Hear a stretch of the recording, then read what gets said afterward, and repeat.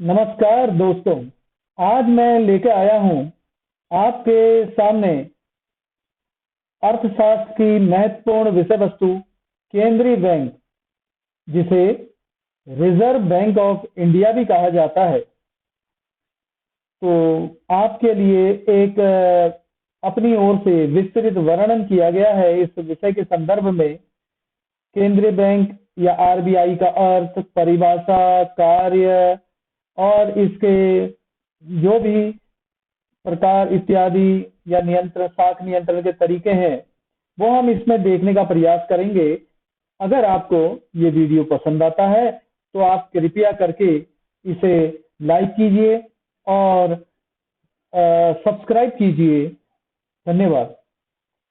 यह केंद्रीय bank, reserve bank of India, यह भारत का केंद्रीय बैंक है।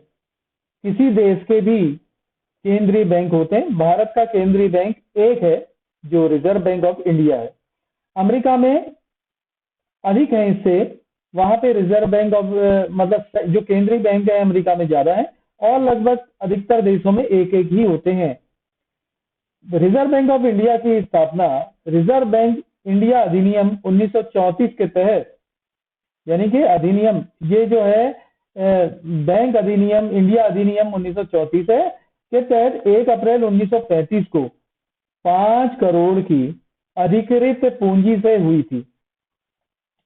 उस समय 5 करोड़ की अधिकृत पूंजी से हुई थी, और यह 5 करोड़ रुपए मूल्य के जो 5 करोड़ रुपए थे वो 5 लाख अंशों में विभाजित था। पूरा जो 5 करोड़ था, यानी कि 5 लाख लोगों के पास शेयर थे इसके, किंतु कुछ अंशों को कुछ व्यक्तियों के हाथ में केंद्रित होने से रोकने के लिए सरकार ने 1 जनवरी 1949 को रिजर्व बैंक का राष्ट्रीयकरण कर दिया।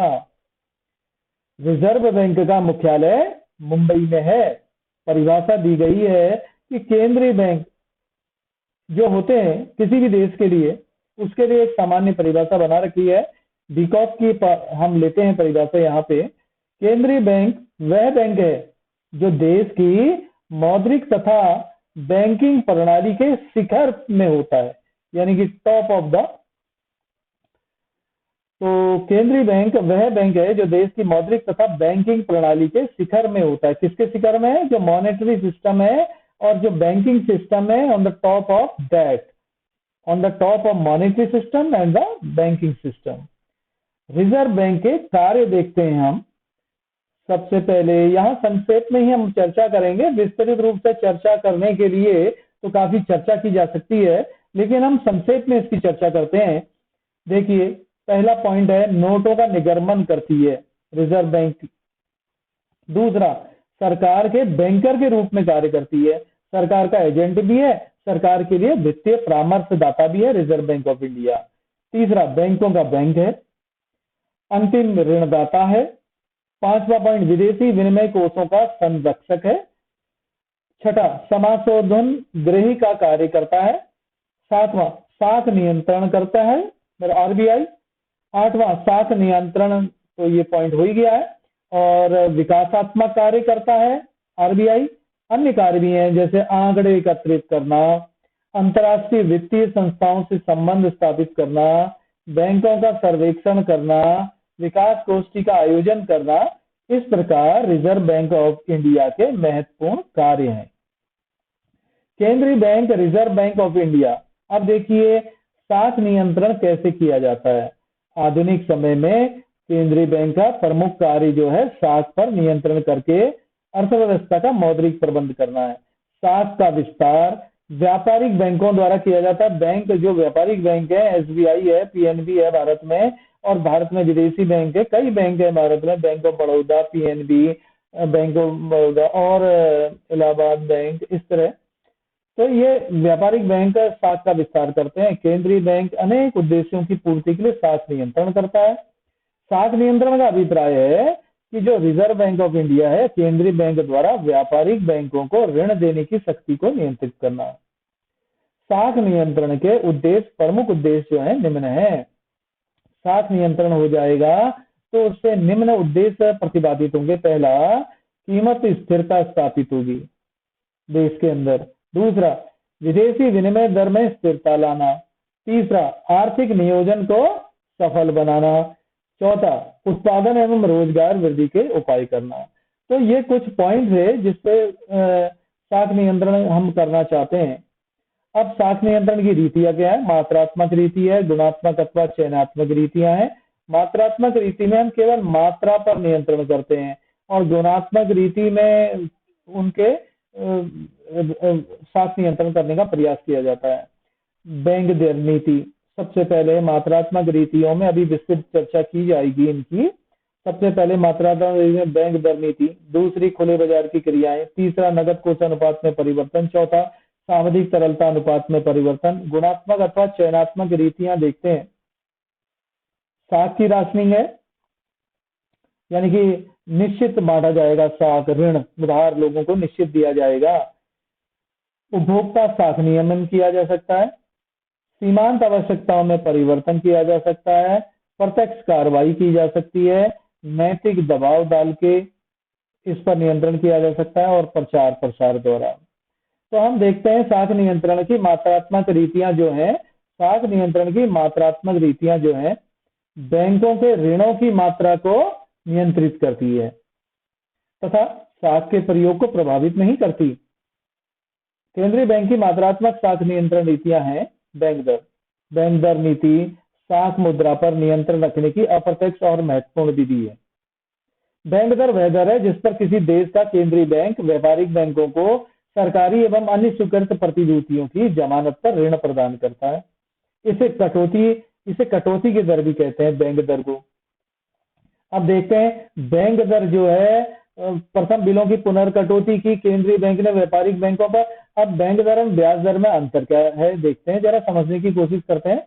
ब्याज दर वह दर है जिस पर देश के व्यापारिक बैंक देते हैं एवं अन्य वित्तीय संस्थाएं ऋण देने को तैयार होती है। ये ब्याज दर कौन दे रहा है? ये दे रहे हैं व्यापारिक बैंक। और इस प्रकार जबकि बैंक दर जो कौन लागू करता है?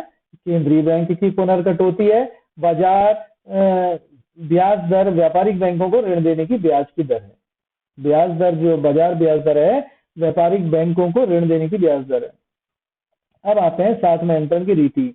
बैंक दर का परिवर्तन ब्याज दर में परिवर्तन लाता है। अभी तो हम फिलहाल चल रहे हैं कि बैंक दर के बारे में ही पढ़ रहे हैं। जो पहला पॉइंट है, बैंक दर का परिवर्तन कैसे परिवर्तन लाएगा, कैसे नियंत्रण करेगा साख को। बैंक दर बढ़ जाती है तो व्यापारिक बैंक को ऊंची दर पर ऋण मिलता है और परिणाम स्वरूप व्यापारिक बैंक भी अपने ऋण को ब्याज दर बढ़ा देते हैं। बाजार में ऋण महंगा होता है और ऋण की मांग घटती है, परिणाम स्वरूप साख का संकुचन होता है। इसे महंगी मुद्रा नीति भी कहते हैं। इसके विपरीत बैंक दर घटने से, बैंक दर घटा दी तो व्यापारी बैंकों को सस्ती दर पर ऋण मिल रहा है केंद्रीय बैंक से और परिणाम स्वरूप व्यापारिक बैंक भी अपनी ऋण की ब्याज दर घटा देते हैं। ब्याज में ऋण सस्ता होता है और ऋण की मांग बढ़ती है, परिणाम स्वरूप साख का विस्तार होता है, उधार देने का विस्तार होता है, काफी लोग ले सकते हैं उधार। इसे सस्ती मुद्रा नीति कहते हैं। अब आते हैं कि मुद्रास्फीति हो जाए और या मुद्रा अपस्फीति की स्थिति हो तो कैसी बैंक दर अपनाई जाए। यदि अर्थव्यवस्था में मुद्रास्फीति की दशा विद्यमान है, यानी कि तेजी है अर्थव्यवस्था में, तो इसके नियंत्रण हेतु केंद्रीय बैंक जो क्या करते हैं, बैंक दर को बढ़ा देता है। केंद्रीय बैंक दर को बढ़ा देता है, इससे मुद्रास्फीति पर नियंत्रण होगा। बैंक दर बढ़ा देगा तो लोग बैंकों में जमा करने लगेंगे। अर्थव्यवस्था में जो उद्योग धंधों में पैसा ज्यादा लगा रहे थे वो थोड़ा सा न्यूनता की ओर जाएगा, क्योंकि जो देश की जनता है वो अधिकतर बचत करना चाहेगी कि बैठे बैठे बचत करके अधिक धनराशि उनको मिल जाएगी है, तो जोखिम उठाने की आवश्यकता नहीं है। इसके विपरीत यदि अर्थव्यवस्था में मुद्रा अपस्फीति है, मंदी की स्थिति है, तो उसको रोकने के लिए केंद्रीय बैंक दर कम कर देता है और परिणाम स्वरूप मुद्रा अपस्फीति का दबाव कम हो जाएगा। अब देखते हैं दूसरा पॉइंट जिसके कारण कि इस साख नियंत्रण किया जाता है। तो हमारे जो साख नियंत्रण के तरीके थे उसमें हमने देखा कि खुले बाजार की क्रियाएं जो हैं, खुले बाजार की जो क्रियाएं हैं उसको समझिए। यहाँ पे केंद्रीय बैंक द्वारा जो खुले बाजार की क्रियाएं व्यापारिक बैंकों के नगद कोषों को प्रभावित करती हैं। तो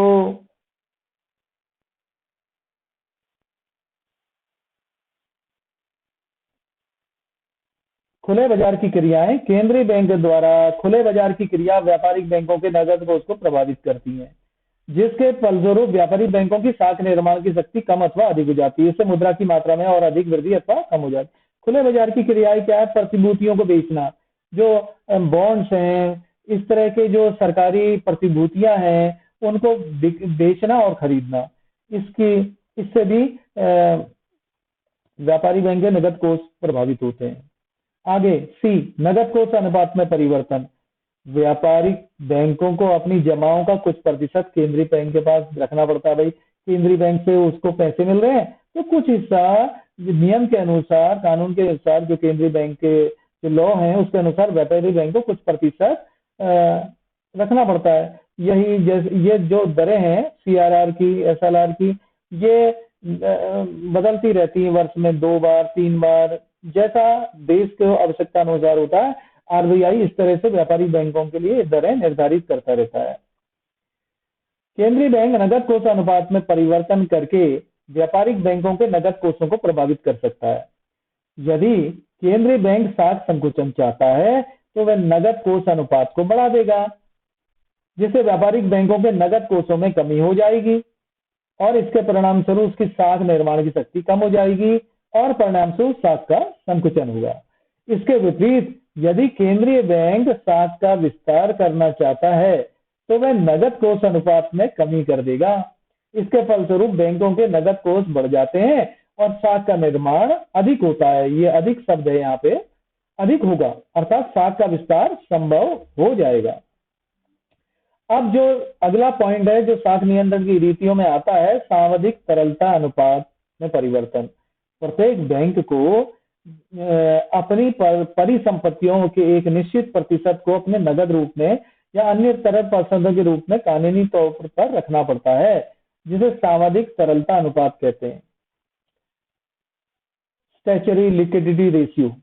साख विस्तार की दृष्टि से इस अनुपात को घटा दिया जाता है तथा साख संकुचन की दृष्टि से इस अनुपात को बढ़ा दिया जाता है। अगर हमने विस्तार करना है तो जो बैंक अपने पास नगद रख रही है लेन देन के लिए या किस कारण से भी, तो नगद अगर घटा दिया जाए तो साख बढ़ जाएगा। अगर नगद तरलता अनुपात साख की संकुचन के लिए इस अनुपात को बढ़ा दिया जाता है। नगद बढ़ा देंगे तो साख के लिए कम रह जाएगा पैसा। जबकि नगद कोष अनुपात तथा वैधानिक तरलता अनुपात की सफलता व्यापारिक बैंकों द्वारा इन अनुपातों की कठोरता से बनाए रखने पर करती है, निर्भर होती है।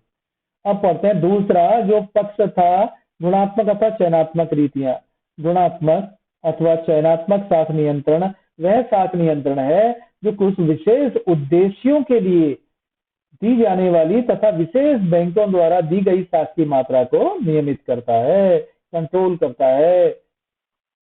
अब आते हैं, इसे गुणात्मक साख नियंत्रण भी कहा जाता है। गुणात्मक साख नियंत्रण रीतियां हैं।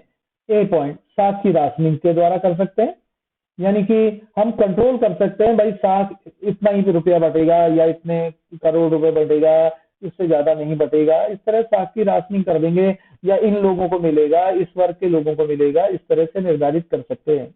या किसी विशेष मकान के लिए, जमीन के लिए, गाड़ियों के लिए, किसी एक के लिए भी निश्चित कर सकते हैं। कैसे भी साख की राशनिंग की जा सकती है। बी, उपभोक्ता साख नियमन किया जा सकता है कि उपभोक्ता को निर्धारित करा जा सकता है कौन से उपभोक्ता साख के लिए निर्धारित पात्र होंगे, नियमन कर सकते हैं उसका। सीमांत आवश्यकताओं में परिवर्तन भी किया जा सकता है, जैसे कितनी धनराशि निर्धारित की है अधिकतम, या उसको कितना न्यूनतम किया जा सकता है, कितना अधिकतम किया जा सकता है, कितने लोगों को दी जाएगी अधिकतम। इस तरह से सीमांत आवश्यकताओं में परिवर्तन किया जा सकता है। प्रत्यक्ष कार्रवाई भी की जा सकती है, भाई आप रोका जा सकता है प्रत्यक्ष कार्रवाई करके। नैतिक दबाव डाल के भी ये किया जा सकता है, भाई देश हित में नैतिक दबाव डाला जा सकता है कि क्या करना चाहिए इस समय और क्या नहीं करना चाहिए। प्रचार प्रसार के द्वारा भी हम किसी चीज को प्रचार प्रसार करके भी किसी चीज के लिए प्रति प्रेरित प्रोत्साहित कर सकते हैं और हतोत्साहित भी कर सकते हैं। साख नियंत्रण की कठिनाइयां क्या हैं?